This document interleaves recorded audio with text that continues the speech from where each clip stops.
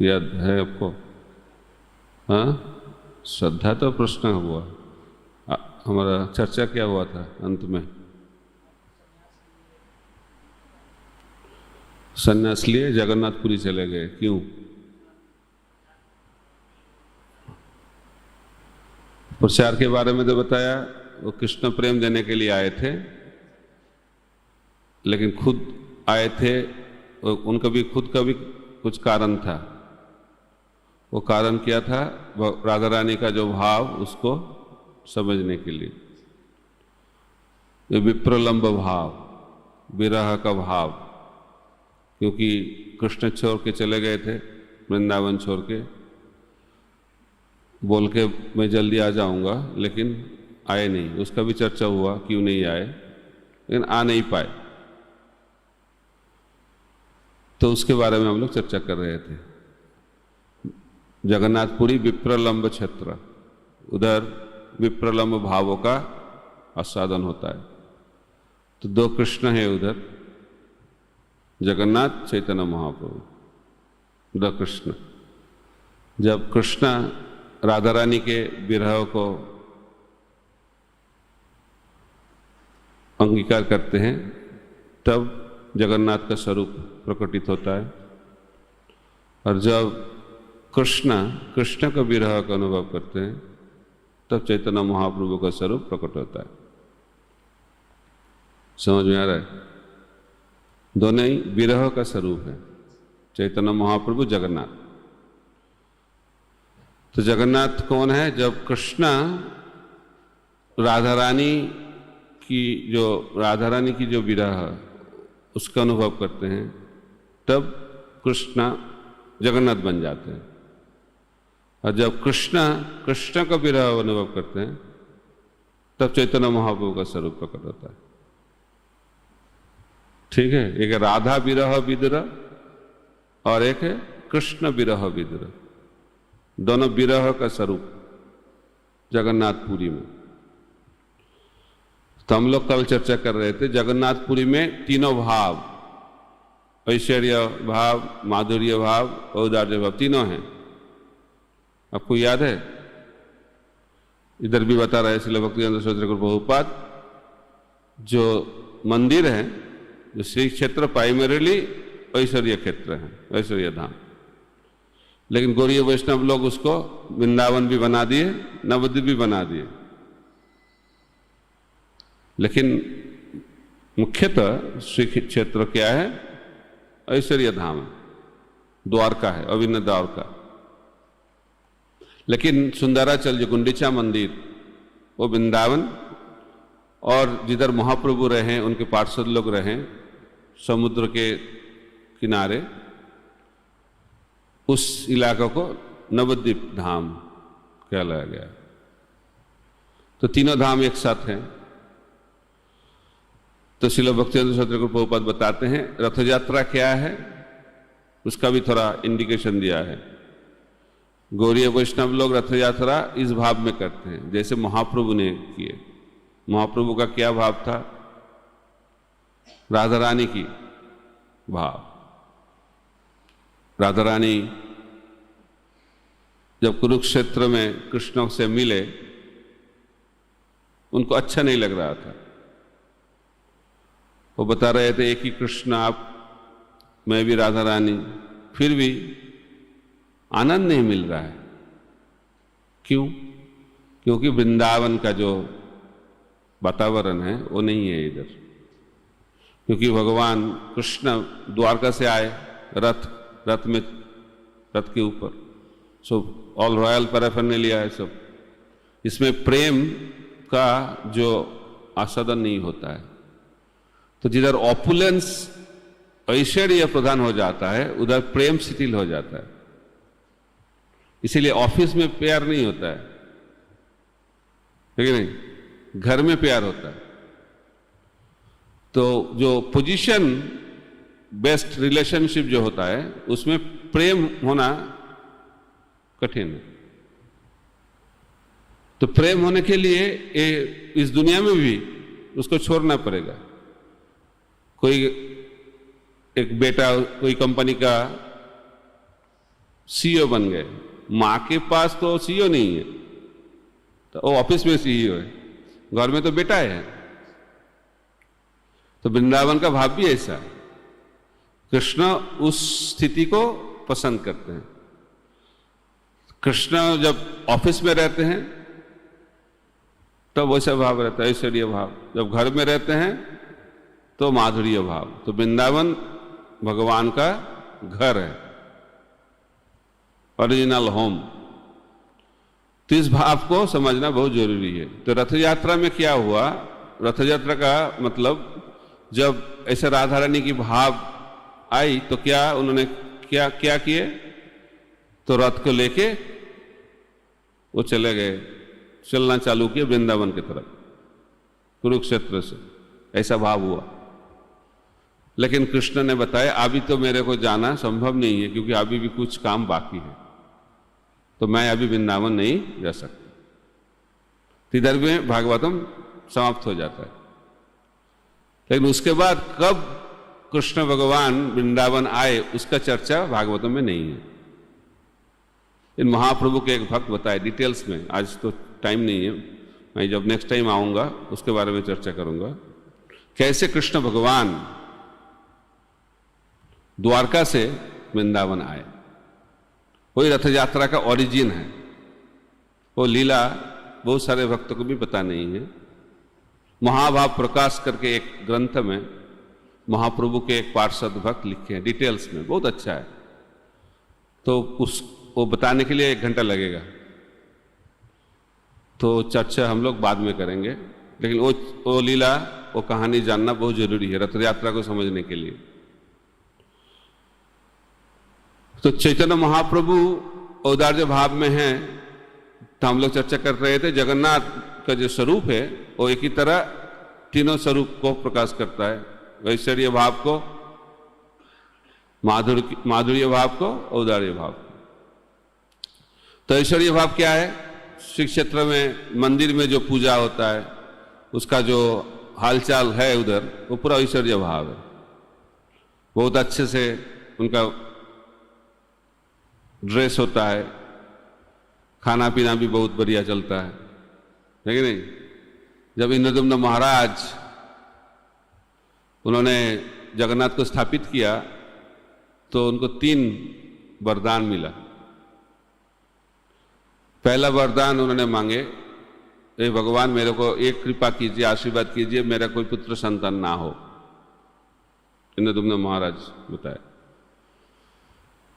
तो भगवान तो बोले ठीक है तथास्तु, लेकिन लोग तो भगवान के पास जाके पुत्र संतान मांगते हैं। लेकिन इंद्रदुम्न महाराज पूरा उल्टा, उन्होंने बोला ऐसा क्यों मांग रहे हो। उन्होंने बोला आपके लिए इतना सुंदर मंदिर बनाया, तो मेरा पुत्र का जन्म होगा तो वो सोचेगा उनका मंदिर है, तो इसलिए पुत्र नहीं रहेगा तो ये समस्या नहीं आएगा, इसलिए मेरे को कोई पुत्र संतान नहीं चाहिए। तो भगवान तो वरदान दे दिया, लेकिन उनका पत्नी इंद्रदुम्न महाराज की जो पत्नी, उनकी हम लोग जानते हैं उनका नाम क्या है, गुंडीचा देवी। गुंडीचा मंदिर इसीलिए बोलते हैं लोग, समझते नहीं गुंडीचा क्या है।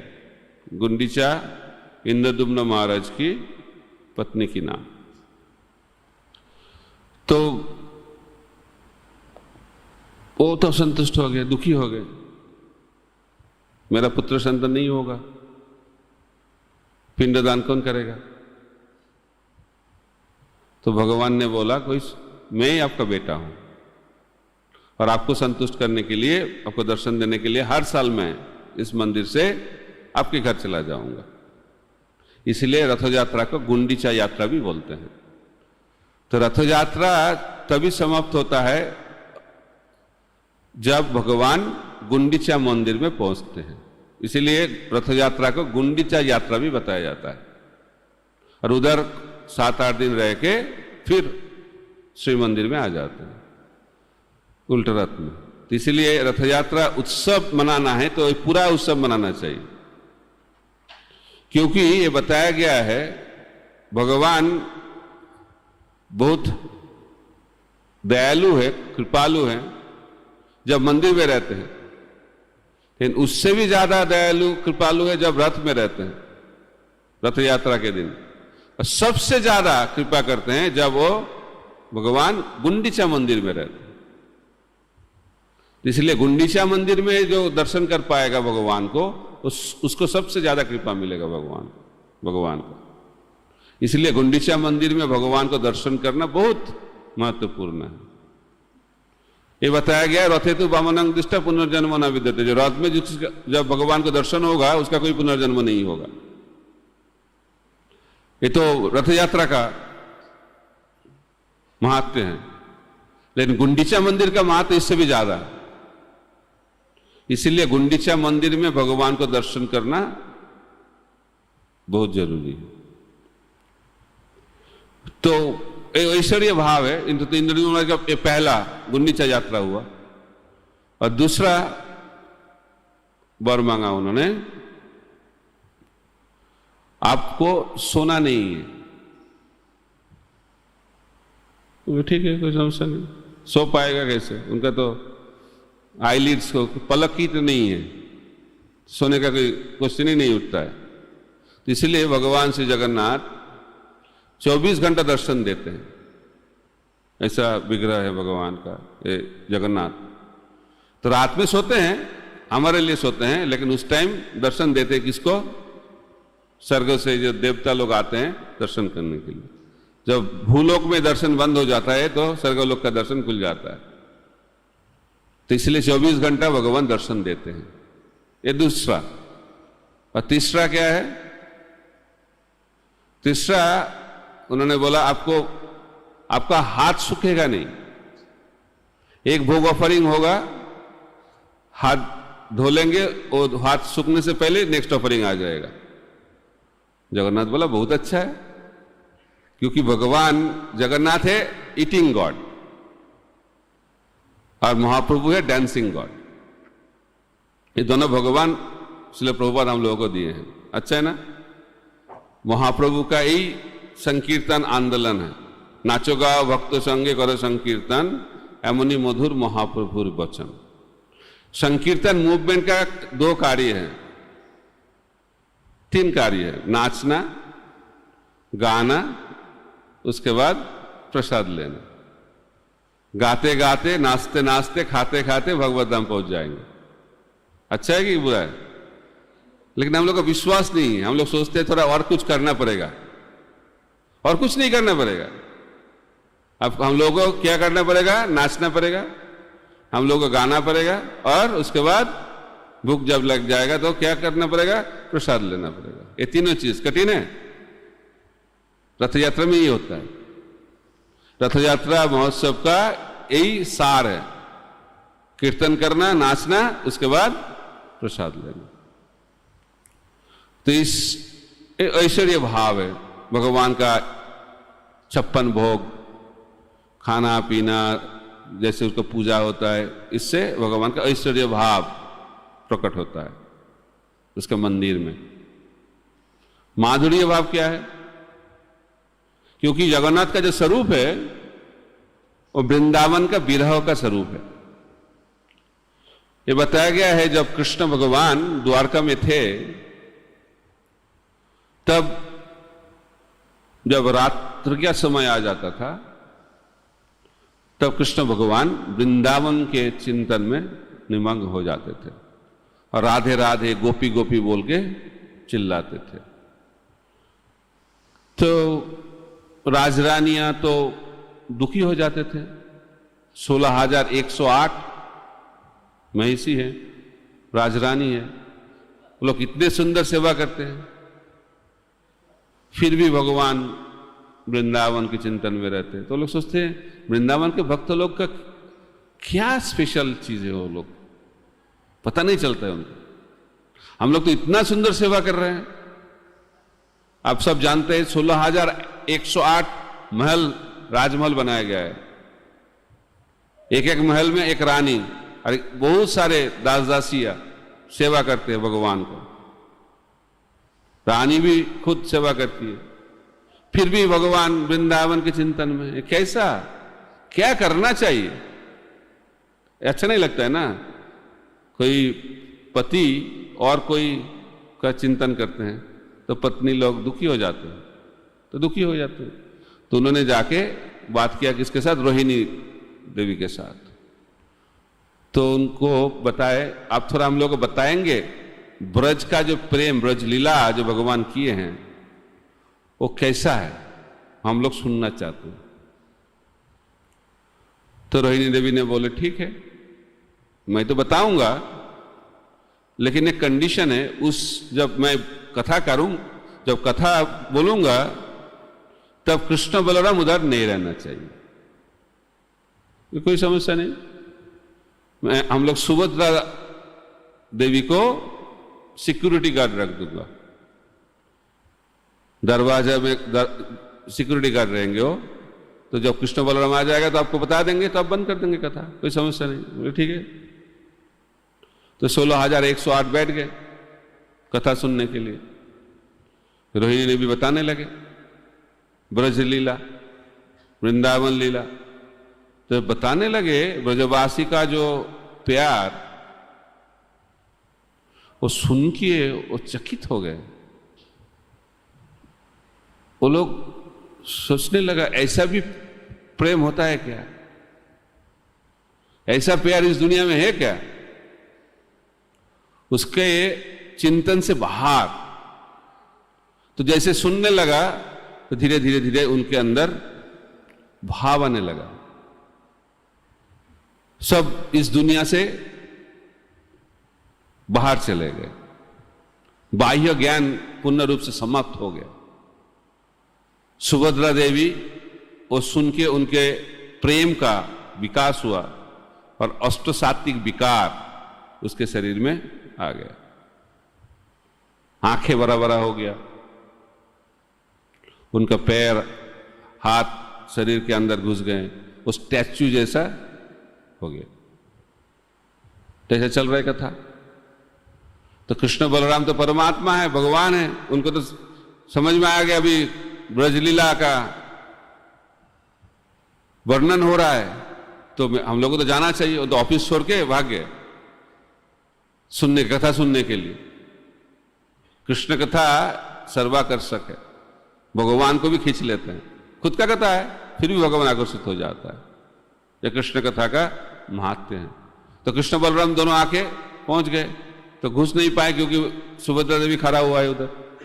तो एक तरफ कृष्णा, एक तरफ बलराम खड़ा होकर सुनने लगा, और वो दोनों जब सुनने लगे उसके शरीर में भी प्रेम का विकार होने लगा, आंखें बड़ा बड़ा हो गया, और उसका शरीर का जो अंग, हाथ पैर शरीर के अंदर घुस गए, स्टैच्यू जैसा खड़ा हो गया। तो बीच में कौन है? सुभद्रा देवी, और दोनों तरफ कौन है? कृष्ण बलराम। यही है जगन्नाथ बलदेव सुभद्रा का स्वरूप, द्वारका में प्रकटित हुआ है। तो जब ऐसा हुआ है प्रकट, तब उधर नारद मुनि पहुंच गए। नारद मुनि सब जगह पहुंच जाते, तो जब पहुंच गए तो वो फिर नॉर्मल हो गए।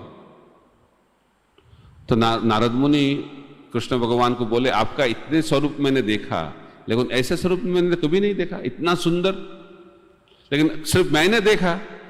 तो लेकिन इस स्वरूप को तो सबको देखना चाहिए, दर्शन होना चाहिए। तो कृष्ण ने बताया, आपका जो इच्छा तो पूर्ण करना पड़ेगा। तो कलियुग में नील सागर के तट में, नीलगिरी में, मैं नीलाचल धाम में जगन्नाथ बलदेव सुभद्रा और सुदर्शन चतुर्धा रूप में मैं प्रकटित होऊंगा, और जो मेरा दर्शन करेगा वो ये भौतिक संसार से मुक्त होके हमारे पास पहुंच जाएगा। इसी तरह जगन्नाथ बलदेव सुभद्रा महारानी का स्वरूप प्रकटित हुआ द्वारका में। ये क्या है? ये माधुर्य स्वरूप, वृंदावन का विरह का स्वरूप, ये कृष्णा जगन्नाथ। तो लोग समझते नहीं जगन्नाथ कौन है, जगन्नाथ कृष्ण ही है। लेकिन जब कृष्णा का विरह होता है, उसका जो विरह का क्लाइमेक्स को क्या बोलेंगे? पराकाष्ठा। विरह का जब पराकाष्ठा हो जाता है तब जगन्नाथ का स्वरूप प्रकटित होता है। तो ये माधुर्य भाव। और औदार्य भाव क्या है? औदार्य भाव का मतलब दया, जो महाप्रभु के अंदर है। तो कलियुग में चैतन्य महाप्रभु आते हैं कृपा करने के लिए। नमो महापदन्नाय कृष्ण प्रेम प्रदायते कृष्णाय कृष्ण चैतन्य नामने गौरतिष्य नमः। तो चैतन्य महाप्रभु आए कृष्ण प्रेम देने के लिए। कैसे कृष्ण प्रेम प्राप्त कर सकते हैं हम लोग कल चर्चा कर रहे थे। कृष्ण प्रेम कैसे मिलेगा, किधर मिलेगा, क्या करने से मिलेगा? कृष्ण प्रेम साध्य है। साधन क्या है? तार मध्य सर्वश्रेष्ठ नाम संकीर्तन। साधन का जितने अंग है सबसे अच्छा अंग क्या है? नाम संकीर्तन, सर्वश्रेष्ठ। तो नाम करने से प्रेम मिलेगा, लेकिन थोड़ा एक चीज को फॉलो करना है, अपराध नहीं करना चाहिए। अपराध करने से प्रेम नहीं मिलेगा। क्या मिलेगा अपराध करने से? काम मिलेगा। जब हम लोग नाम करेंगे उसके साथ अपराध करेंगे तो उसके माध्यम से हमारा जो काम वो बढ़ता जाएगा। और जब अपराध शून्य होकर नाम लेंगे तो प्रेम का विकास और प्रकाश होगा। तो इसीलिए नाम चिंतामणि है, जो हम लोग चाहेंगे उससे मिल जाएगा। सो अपराध के साथ नाम करेंगे तो भौतिक आसक्ति बढ़ता जाएगा। नामाभास में नाम करेंगे तो मुक्ति मिलेगा, और शुद्ध भाव से नाम करेंगे तो कृष्ण प्रेम मिलेगा। नाम चिंतामणि, जो मांगेंगे वो मिल जाएगा। लेकिन कृष्ण प्रेम प्राप्त करना है तो अपराध शून्य होकर शुद्ध भाव से जब भगवान का नाम का उच्चारण होगा, उस नाम से कृष्ण प्रेम मिलेगा। तो नाम देने के लिए भगवान आ गए चैतन्य महाप्रभु। ब्रह्मार दुर्लभ प्रेम सभा कार्य जाचे, महाप्रभु प्रेम देने के लिए आ गए। जी यथामांग प्रबद्धन्ते तांस्तथैव भजम महम सर्वधर्मान परित्यज्य मामेकं शरणं व्रज, ये सब चीज महाप्रभु फॉलो नहीं किए। भगवान श्री चैतन्य महाप्रभु जीवों के पीछे, बद्ध जीवों के पीछे भागे। नित्यानंद प्रभु जाके पूछते भगवान का नाम ले लो कृष्ण प्रेम प्राप्त हो जाएगा। तो चैतन्य महाप्रभु प्रेम देने के लिए हमारे पास आ जाते हैं, हम लोगों को जाना नहीं पड़ता है। ये संकीर्तन मूवमेंट का सार है। इसलिए नमो महावदन्नाय। अलग अवतार में जीवों को भगवान के पास जाना पड़ता है, लेकिन कलियुग में भगवान जीवों के पास आ जाता है। नाम संकीर्तन। चैतन्य महाप्रभु नित्यानंद प्रभु को बताए, सुनो सुनो नित्यानंद सुनो हरिदास, सर्वत्र आमार आज्ञा करो हो प्रकाश, प्रति घरे घरे गिया करो यही भिक्षा, बोलो कृष्ण भज कृष्ण करो कृष्ण शिक्षा। ये सार है महाप्रभु का संकीर्तन आंदोलन का। सुनो सुनो नित्यानंद सुनो हरिदास, सर्वत्र आमार आज्ञा करो हो प्रकाश। सर्वत्र को मीन्स हर जगह, पृथ्वीते आचे जत नगर आदि ग्राम, हर जगह में प्रचार करना चाहिए। ऐसा नहीं इस जगह में प्रचार करूंगा उस जगह में नहीं करूंगा। सर्वत्र, एवरीवेयर, सब जगह प्रचार करना चाहिए, सबको प्रचार करना चाहिए। ये महाप्रभु का भाव है। सबको कृष्ण प्रेम मिलना चाहिए, सबको कृष्ण भक्ति का जो साधन हरे कृष्ण महामंत्र मिलना चाहिए। सर्वत्र आमार आज्ञा करो हो प्रकाश, पोती घरे घरे गिया करो यही भिक्षा। भिक्षा हिंदी में बोलते हैं और बांग्ला में बोलते हैं भिक्षा, अलग है। तो भिक्षा करना है तो जो प्रचारक होंगे उसका क्या भाव होना चाहिए? भिक्षुक, बेगर, टीचर नहीं। टीचर हो जाओगे तो प्रचारक नहीं बन सकते। प्रचारक होना है तो भीख मांगना चाहिए, बेगर होना चाहिए। ये प्रचारक का भाव महाप्रभु सिखा रहे हैं। प्रति घरे घरे गिया करो यही भिक्षा। ये मूड बहुत इंपॉर्टेंट है। प्रचार करना है, शिक्षा देना है तो टीचर बन जाइए, लेकिन प्रचार करना है तो ये भाव को लेना पड़ेगा। आपको इंफॉर्मेशन देना है तो टीचर बन जाइए, लेकिन किसी को जिंदगी को बदलना है तो प्रचारक बनना पड़ेगा। तो ये भाव है नित्यानंद प्रभु को दे रहे हैं महाप्रभु। क्या भिक्षा मांगना चाहिए? पोती घरे घरे गया, वी हैव टू गो, हम लोगों को जाना चाहिए, वो लोग नहीं आएगा। प्रचार करना है तो जाना पड़ेगा, इसलिए नमो महावदन्नाय, पूरा उल्टा सिद्धांत है। और युगों में लोगों को बुलाया जाता है, आप आ जाइए मंदिर में, लेकिन भगवान कलियुग में क्या बोल रहे हैं? आप चले जाओ उनके घर में और उस घर को मंदिर बना दो। यही संकीर्तन आंदोलन है। प्रभुपाद जी भी बताए एक शिष्य को, उनको आपको सोचना नहीं चाहिए सब लोग मंदिर में आएंगे।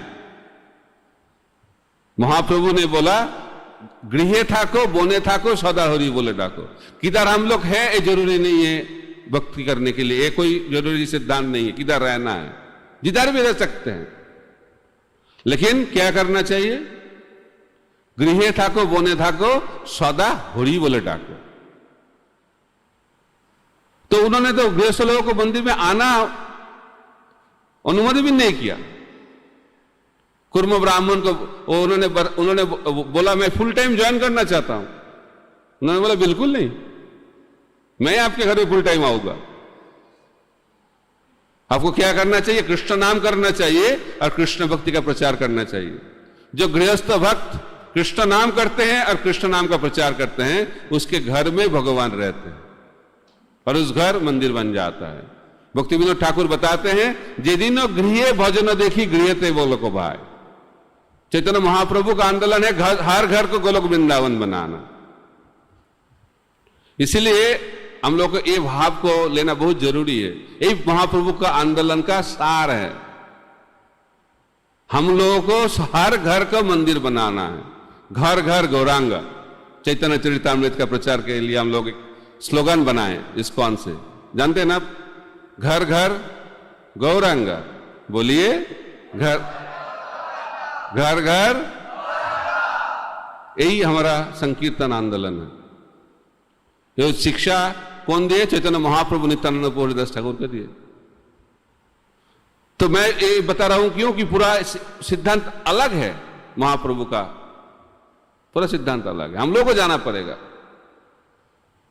इसलिए श्रील प्रभुपाद वृंदावन छोड़ के न्यूयॉर्क चले गए।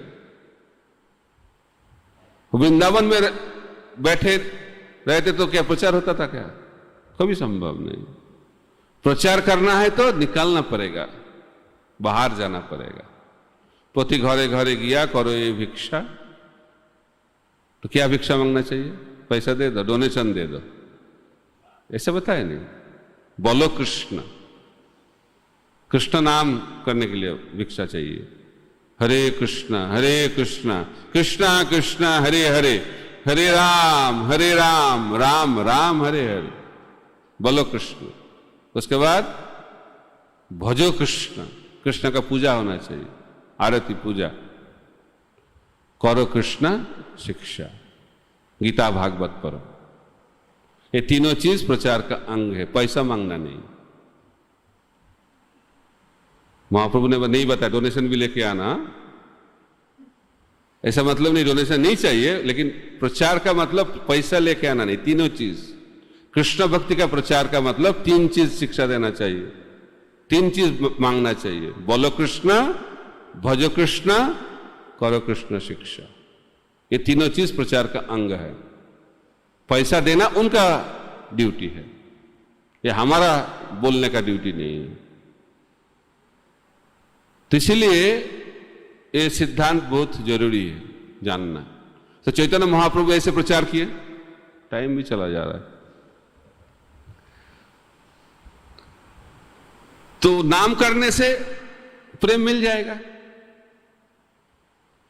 ये कठिन है और आसान है। क्या बोलते हैं आप लोग? तो हरिनाम करने से प्रेम मिल जाएगा।